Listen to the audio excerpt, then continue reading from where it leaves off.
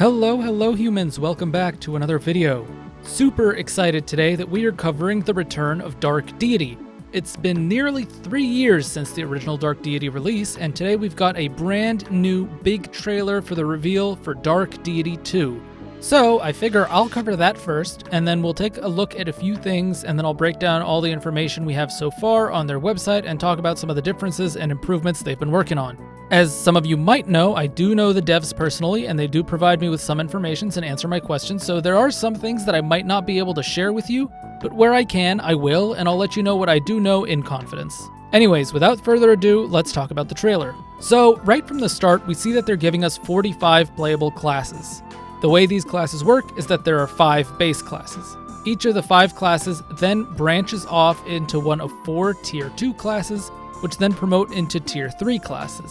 So 5 base with 8 classes after that total is a total of 45. To add to that, there are also some enemy-only classes, so we'll see a bit more than that in terms of class and enemy variety. You can also immediately see that the animations are very clean, and you can have my word on it that these will be an upgrade from Dark Deity 1. In the trailer, you can also see that they have combat entry animations now, which are really nice and make for a great transition into combat. Here we see the cast, a bit of a throwback to the first game. It does take place in the same world, but on a different continent from the first one, and they're separated by a 25-year time skip. More to talk about that in the segments to come later in the video though, so we'll leave that here for now. But here we see some familiar faces and some more not so familiar faces. I know who I'm simping for in this game already. It only took them 22 seconds and they got my attention. Now, for a big part of this trailer, there's a focus on the narrative.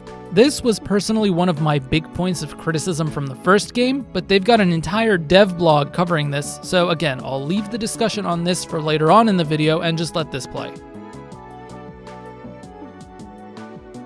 Okay, so here we get into a bit of the gameplay, and we notice that we've got a bunch of some more traditional JRPG elements. We see the separate abilities that all cost a specific amount of mana to use. It's unclear whether or not this mana regenerates in battle, or you only start with a specific amount and once you use it, that's it. But it's nice to see and gives you some limit to your skill usage, which I like. You have to be more tactical about when and where you pull the trigger, and it also looks like each weapon has 2 skill slots where you equip things called runes to add skills to your weapon. Some of these are massive stat boosts with negative drawbacks, or more moderate boosts with no drawbacks, so it helps you customize your units. If you want to play a little bit more casually, or a little bit more high risk, high reward, you can choose to do so. Jumping around a little bit further, bonds are back, which are this game's series of support conversations. Bonds work a bit differently this time around and are seen to build EXP through battle, which then unlocks a higher tier which gives you rewards the higher you take it.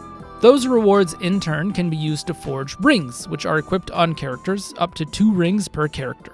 And these rings, like the sword skill slots, also provide skills and stat upgrades to further allow for unit customization. And then very quickly we get flashed the unit promotion screen, so I'm going to pause here really quickly. We can see the Hunter Reardon has a choice of 1 of 4 promotion choices, some of which use alternate weapons. You can also see that he has a passive and 2 skills, as well as his stats in the bottom right-hand corner. This doesn't tell us if we can change within the tiers of class promotions or not, and whether the Tier 2 can promote into any of the Tier 3s, or if it's just limited to the one below it. There's a bit more here about bond conversations, but it's just showing them off, so we'll let that play through.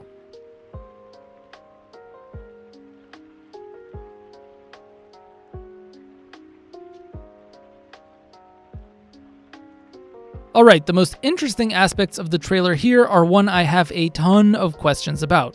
The quote-unquote "your choices matter" meme in Fire Emblem is a big one because they rarely do. But here, it seems like there is actually an alteration in the narrative as well as the rewards associated. Looks like I can side with one of these 3 factions, and based on it, it decides which side quest I'm gaining access to. I honestly love this because it means that I have an incentive to go back and just replay the game to try out a bunch of other different combinations for the story itself, and not just the gameplay.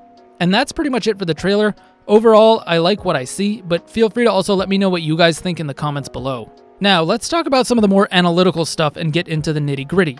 So, I'm always wary of comparing games to their predecessors. We do it all the time for a lot of different series, but for this game specifically, when Dark Deity 1 released, it was a lot of fun to play, but it also had a ton of issues. It's been 3 years since then, And I think the developers have learned a lot, especially considering it was their first game, and so I think it's appropriate to look through a fresh lens and give this a completely different outlook.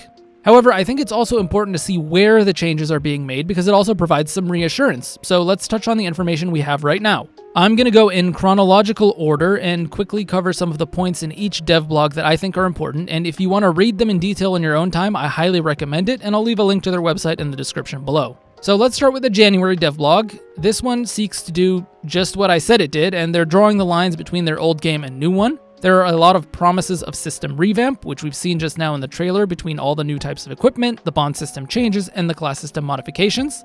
I've also been told that they are building this on a completely new, fresh engine that they've built from the ground up, so that's also very good to hear. There's also promise to focus on establishing more of a good story, which was a huge issue in the first game. Again, more on that when we talk about the next dev blog. Another thing they touched on here is that they're scaling back on some of the more ambitious plans they had so that they don't bite off more than they can chew, which I think is not only immensely important, but it shows some growth in understanding what it takes to really polish a game, and I like that a lot. Other than that, it's fairly general with not many details. The February dev blog is where it gets really juicy. Here, we're talking about the story, the narrative, and the characters. Obviously, I'm a huge story and character guy, and a lot of how I feel about the game depends on how the game ends and how the story and characters are handled. This is also written by their brand new narrative lead, who has given us a lot of detail into the direction of the story, but also the fundamentals of writing it. I particularly really like the focus on the why for each character, as well as the plot. I think it's really important, and I'm glad we seem to have someone who understands that. There are a lot of details here, and if you're interested, I'd highly encourage reading it all, but one aspect I want to zoom in on is the segment about choice, because this is where gameplay story integration will take place. So here's a quote from the blog: "Characters will live and die by the choices you make." This is fantastic. And I hope it's not just a one-off thing because it gives an avenue to allow for split recruitments or even split paths. Speaking of which, it also says that maps may be altered based on the choices or even different maps entirely, which is great. Personally, I'm not a fan of entirely split routes, but split maps are always good because it allows for one-off differences that keep subsequent playthroughs fresh, as well as an avenue to show off how your story can deviate and how you handle that. One point of contention I have though, and this is natural, as writers we all have differences here, but their narrative lead says that a lot of SRPG fans want to feel like their entire army is relevant throughout the entire game. I feel like I've said that multiple times, so I don't know if this is like indirectly throwing shade at me or if it's just a coincidence. Maybe a bunch of us are saying that, but it's true. Guilty as charged. They also say that they're scaling this back for Dark Deity 2. I think it's definitely a must to focus on your smaller main cast and make sure they're very well developed, but it's also important to make sure that your side cast isn't just a cardboard cutout confined to support conversations. I do think it's important that while your side characters don't overcrowd your main story, they should at least show that they are there in the main story and contributing from time to time, just to be a part of the world building. This is a packed dev blog though. It's about 3 times longer than any of the other ones, and there are a lot of great details, particularly all the questions that the narrative lead presents regarding the why and the themes, so I'm definitely seeing a step up in terms of substance for the story, and hopefully the execution delivers. In the March dev blog, they talk about the class system, saying there's only one returning class from Dark Deity 1 to be playable, so that's interesting. All of us, I guess, will have a fresh experience in that regard. There also seems to be a focus on each branch of the class tree to do different things, so that your unit will play a completely different role on each playthrough depending on the promotion choice that you select. This is good. One thing I will say is that sometimes units with their stats and unique passives tend to lean more in one direction than the other, so I hope that's kind of balanced out in that regard, but I see this as a positive change overall. The focus needs to be on the quality and the balance of each class, and hopefully they can nail that down, which is what they said they wanted to do. It also seems that within this, you can customize the way your abilities work with upgrades, which goes further in depth in terms of damage versus cost of using them. This is already way deeper than the original game was with their surface level weapon customization, so there is a lot of thought being put into this. April's dev blog brings with it one of my favorite things that I've seen from Dark Deity 2, and that's the side objectives. I think side objectives are very important in any strategy RPG because it pushes you to your limits on a map, trying not only to clear it, but to snag all the little goodies along the way, and Dark Deity 2 here just flat out tells you what you need to do. These are fun and nice, but I hope that within the maps themselves, there are some secrets that they've kept a little bit closer to their chest and are more of a less traditional side objective format and are there for you to find and discover. This is always good because alternative ways of clearing maps and encouraging people to push the limits to get everything makes for some more thrilling gameplay. Also, sometimes you just can't have everything, and I like that aspect as well, though I'm not sure how much that's included here. There's also a bit of emphasis on the variety of main objectives, and I can't emphasize enough how important it is to have fun and varied main map objectives. The lack of these could be a killer to any game. For the rest of the dev blog, they go more in depth on the types of enemies they have and how they've programmed different AI for each enemy, which seems promising, but this is all stuff that is nice to see in theory, but I'll have to judge how it feels practically while playing the game. I'm glad they're thinking about it though, because boring AI reactions lead to unengaging gameplay, and from some of the things they've told me, there are going to be some wacky AI things going on. And last but not least, there are a few more details in the May blog, albeit a bit shorter, but important nonetheless. The standout things here for me are the fact that they're going for some balance in the classes, which we kind of saw talked about earlier, as well as the bond system being revamped. A couple of new bits of information are here, and the fact that there will be both positive and negative terrain bonuses, and that there are traps and poison and that kind of deal, which is fantastic to get you thinking about the risk and reward of your positioning. They also talk about loot distribution in terms of the rings and equipment you'll get, and that it'll be spread more evenly.